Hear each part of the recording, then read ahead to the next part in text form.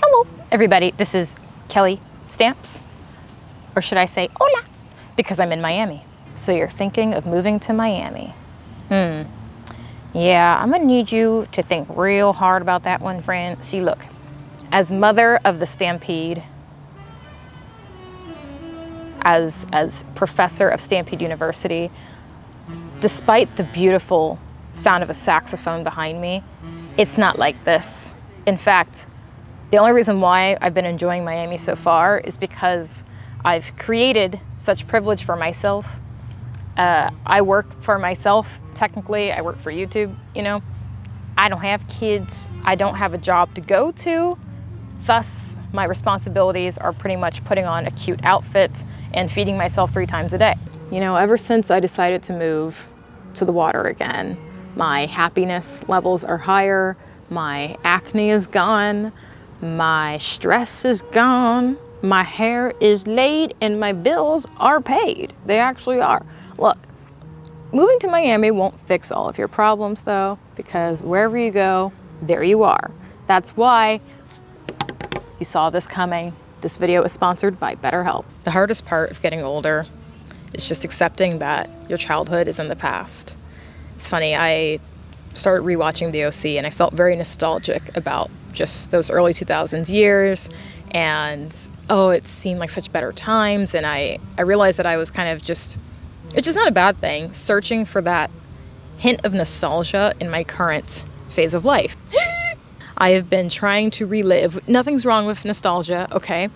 But the problem is when you focus so much on how good things used to be in your life, like, wow, life was so much better back then, you don't take the time to look at what's right in front of you. Because I really think, I mean, this is what my therapist said, this is what my BetterHelp therapist said, all right?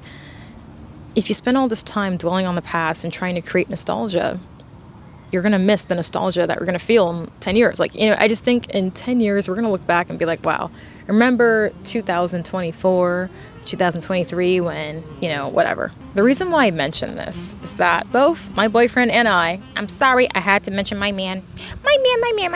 I had to say it, I'm sorry. Both of us felt like we were nostalgic over the old New York. We were nostalgic over what used to be the greatest city in the United States.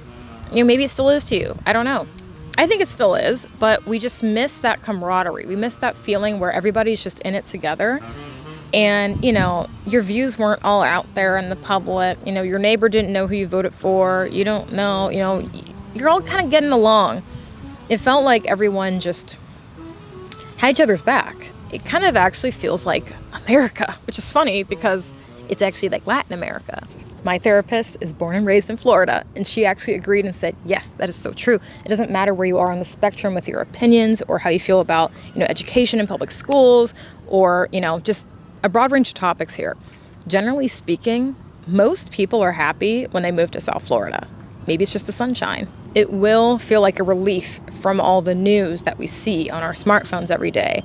But there are still issues, and you need to work those out with a therapist in the meanwhile so that you don't get all worked up the first time someone honks at you and cuts you off on 95. So to get started, you can go to the website here. Just use my link, betterhelp.com/stamps, fill out a few questions, and you will then be matched with a therapist, usually within 48 hours. And this person is trained to listen and give you an honest, you know, unbiased, genuine ear to your struggles, or maybe you just want someone to talk to. I don't know.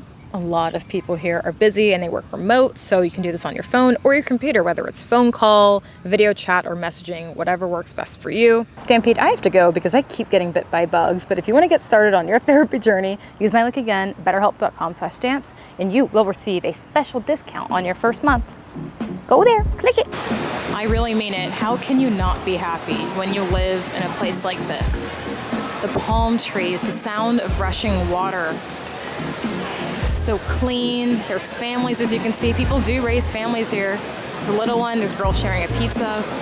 This is where I like to frolic. So if you ever see me here, say hello.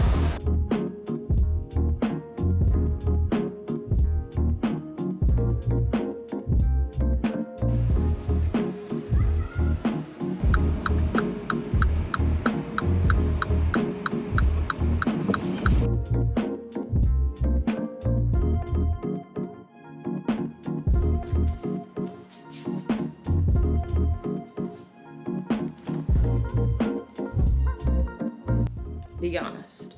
Do I look like an Abercrombie winter catalog model right now? Imagine there being a cabin and some man here with like a square jawline. Ready? Thank you. I'm glad you saw the vision. Well, it's okay to go back in time, to be nostalgic about certain things like microscopic shorts. This is how short shorts should be. I mean, they're called shorts after all, right? So back in my day, we paired it with a leather skinny belt that sits very low on the waist with, look at this. Guys, I have $1 million basically in my closet. I just have a fortune sitting here. A simple polo. So that's gonna be my outfit of the day. Or maybe I should wear it with, do you guys remember these tank tops? This basic camisole top? Yeah, I've been finding stuff on eBay. But isn't that funny? Nowadays, because they don't make good fashion anymore, everything's polyester and it's cheap and it's shapeless and it's just has this weird, just lifeless look to it. Now I'm digging in the past, finding 90s clothes from like J. Crew, Ann Taylor, even Gap, Banana Republic. Like all these brands had good clothes back then and in the early 2000s. And then most companies decided, well, you know, it's cheaper for us. I'm gonna wear a t-shirt instead, I think. It's cheaper for us to just mass produce stuff using polyester and other synthetic materials, and, you know, people just accepted it, but not me. You can't see my foot, I just put my foot down. I said no more.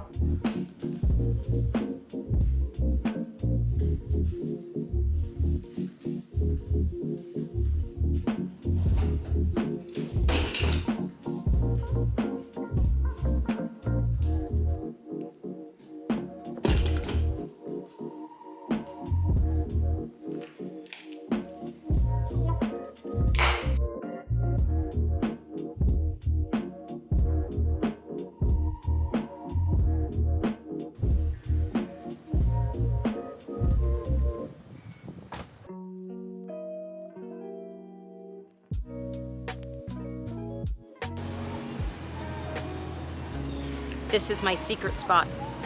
Although it's not really a secret, I'm just gonna tell you where it is. It's at Peacock Park in Coconut Grove. I'm enjoying this sailing class for kids. Last time I was here, I saw a little stingray towards the other end of the park. I hope it comes back. Again, if you can afford it, this is probably the best place to live. Coconut Grove or Coral Gables, that is my opinion. So there's a wasp. Brickell is also preferred, depending on your lifestyle. If you're hot, I want to be where the hot people are. Like Michael Scott, where are all the hot people? I heard hot people would be here.